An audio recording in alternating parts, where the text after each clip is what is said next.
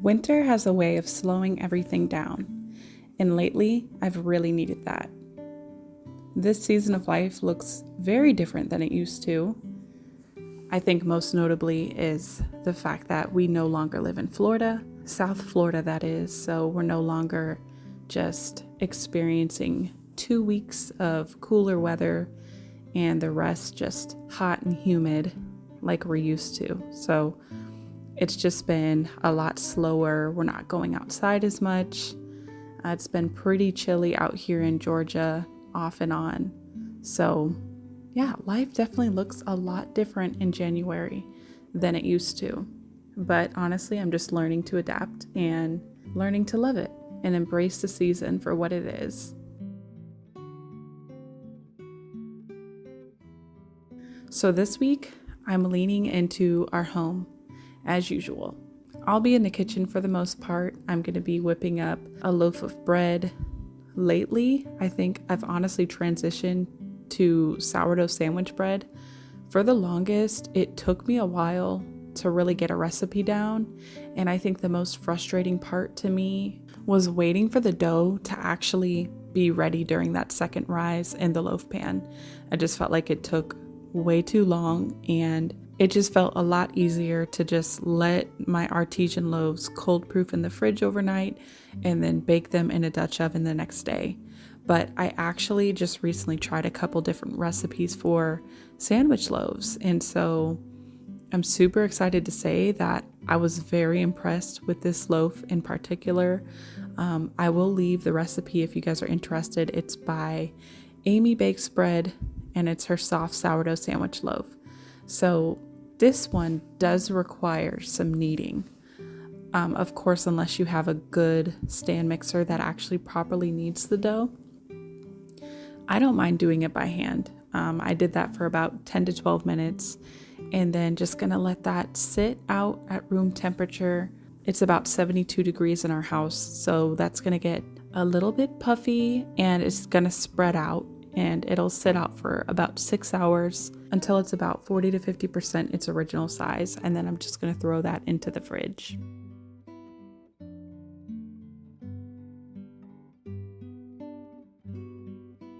I talked a bit about this in my last video, just about, since becoming a mom, my priorities have shifted tremendously, and I'm just loving just the slower pace of life, just really learning how to prioritize certain things within the home, realizing what's most important, one of which being just preparing ahead of time, especially having snacks prepared, having fresh food, fresh bread that my family can eat and enjoy and that can be nourishing to our bodies. That's definitely one of my top priorities. It honestly seems so simple, but at this point in my life, cooking from scratch, it just feels so sacred to me.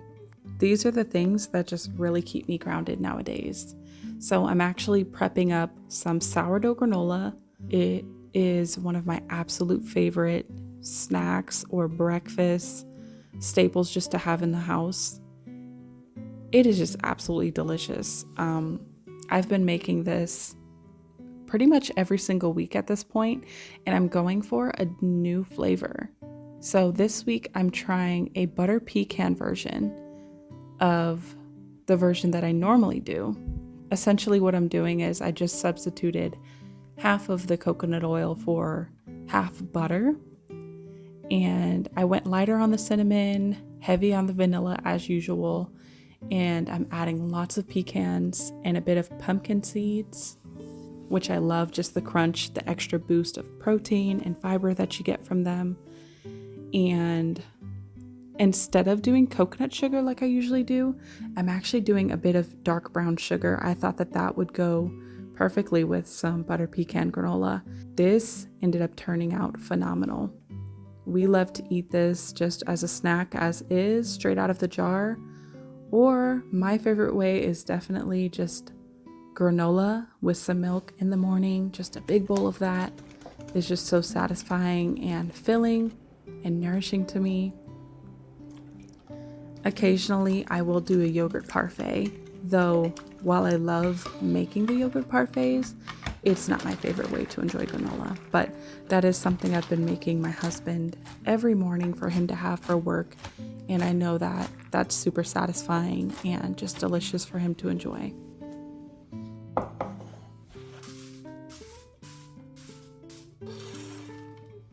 There was a time where I just felt like if you're not doing a lot of things at once, or if you're not just constantly moving and staying busy throughout the day, then you're not really being productive. But honestly, motherhood and just being a stay-at-home mom, being a homemaker, really just changes your entire expectation toward life. Personally, it's just taught me to slow down a lot and just embrace those little moments throughout the day. Be intentional with my time, but not to feel rushed. I really look at just being a homemaker as such a gift from God to be in this position.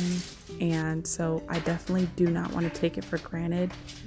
I also just want to feel that peace every single day, knowing that I get to choose to bake fresh, delicious goodies for my family. I get to choose to cook delicious meals for my family. And I get to, ultimately choose to show up every single day for my family and make sure that I'm really setting the tone for the home overall. So honestly, it is such a rewarding feeling. By no means is it easy, but it's just, there's such a weight off my shoulders when I just view it in a more simple lighting than thinking that, being a homemaker means I need to be having a mop and a broom in my hand all day and constantly in the kitchen, just never getting a break. And, that's what makes you a successful homemaker. I disagree with that, because I think if you can run your home smoothly, but also have peace and not feel rushed during the process, that is honestly just the best of both worlds. And I will say it definitely takes some practice. It takes some getting used to, but I think most importantly, it just takes intentionality as well. And so I am just beyond grateful. So I know butter pecan, it's not like a super fancy flavor or anything like that, but I just wanted to tell you guys like my inspiration behind this flavor. So actually, my sister and I have an identical twin, and we recently did like a bakery exchange via mail. So we just sent each other a package of some homemade baked goods that we made. And she sent me some butter pecan granola. And I was like, wow, like when I read it on the bag, I was like, I've never thought of doing that flavor, like and actually adding butter into granola. Usually I just do, I've done extra virgin olive oil before and coconut oil. Those are like my main two. And of course, avocado oil as well from time to time. And yeah, when I tried it, I was just like, wow, this is delicious. Like it really tasted like butter pecan. So that was my first inspiration to doing this flavor. And I'm also working on a sourdough cookie recipe as well. And I'm not sure if it's just going to be a brown butter pecan or if I'm going to do a brown butter caramel pecan cookie. So we will see. That recipe is in the works actually as of right now. And yeah, I'll let you guys know how that turns out. But if you guys like big cluster granola, this recipe you will absolutely love. Like I said, I'll just leave it down in the description box below so you guys can go check it out. But it is just so, so, so delicious.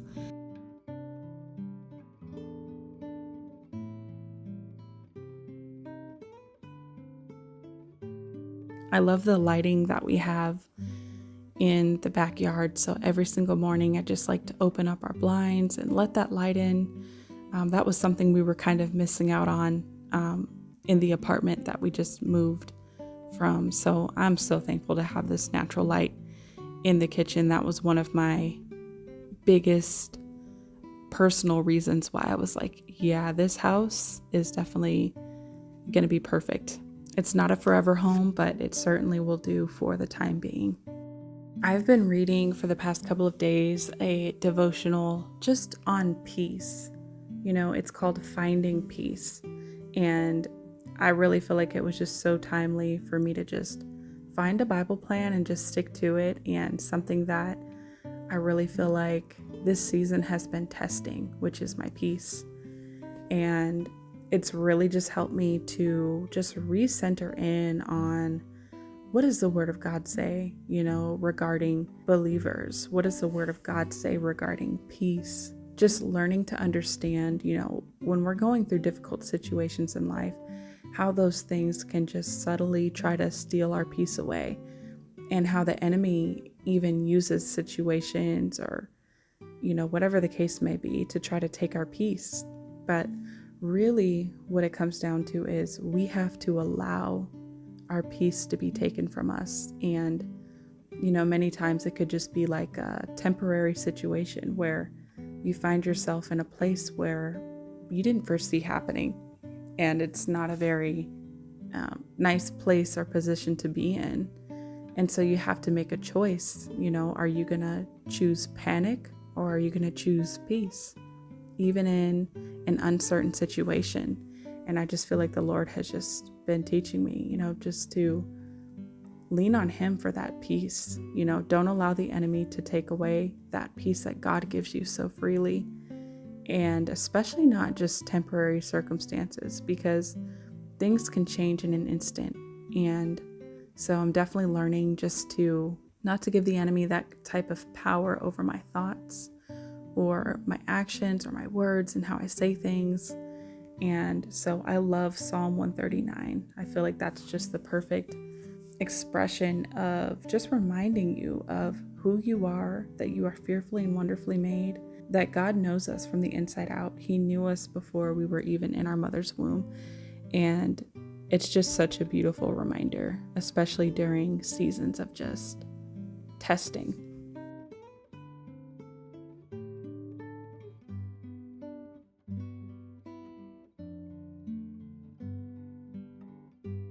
I like to do a protein-packed breakfast. So like I told you guys, granola and milk is really my thing. And I also boiled some eggs. I've been meaning to do this because I thought that's the perfect addition to go along with some granola and milk, just to kind of add a bit more protein and healthy fats as well. So this is ultimately what winter is looking like for us right now. It's not perfect, it's not rushed, just faithful, and it's just ordinary. Slow days, great delicious food and bakes, and a steady heart.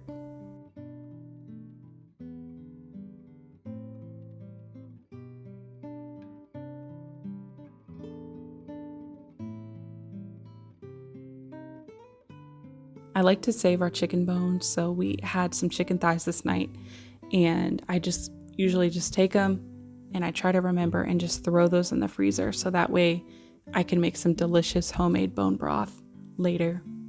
I've been taking a chamomile tincture pretty much every single night before bed. I am in my second trimester today. I'm actually 18 weeks, so the chamomile has really been helping with my sleep. And I think I ran out of it actually. So I'm just having some chamomile tea before bed with a little bit of lemon. And that was super nice and just soothing. And here's the bread as well. It turned out just perfect. And I just baked it. So it had just came out of the oven. I like to let our bread sit out overnight. So that way in the morning, it's just way easier to slice. Here's our bones. And so yeah, I just love to stash these in the freezer. Try to just have tons in there because I'm sure most of you guys know how expensive bone broth can be, especially like the higher quality bone broth that's in stores. And so I love just to make it from scratch. It just tastes so much better. It's so much more fresh. It's so much more nutrient dense. I love to use my Instant Pot, and that way I can just throw them in there and high pressure cook them for 2 to 4 hours. And it just really gets the broth nice and gelatinous and gets all of that collagen and nutrients off the bone. We can enjoy that in soups, stews. I give some to my cat sometimes, or just sipping maybe if we're under the weather or we're just feeling like we want some warm broth. It's honestly just perfect. So I plan on slicing this up, and I'll either throw it in the freezer or just leave it out on the countertop. That's one thing I love about sandwich loaf bread, is that it just stays fresh for days on the countertop. Well, I really appreciate you guys being here again, and I hope that this week reminds you just to slow down and enjoy those winter days. I look forward to seeing you guys on the next one. Until then.